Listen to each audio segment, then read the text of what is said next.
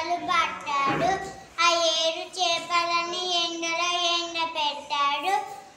6 చేపలు ఎండాయి, కానీ ఒక చేప మాత్రము ఎండలేదు.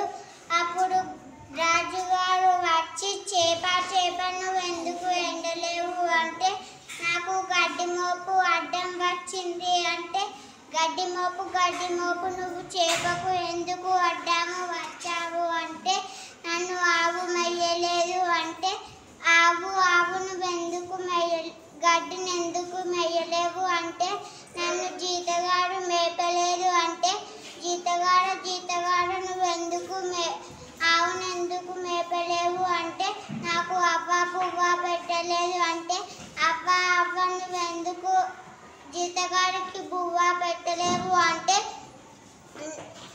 పిల్లవాడు ఏడుస్తున్నాడు అంటే, ఓ పిల్లవాడ నువ్వెందుకు ఏడుస్తున్నావు అంటే, నన్ను చీమ కుట్టింది అంటే, ఓ చీమ నువ్వెందుకు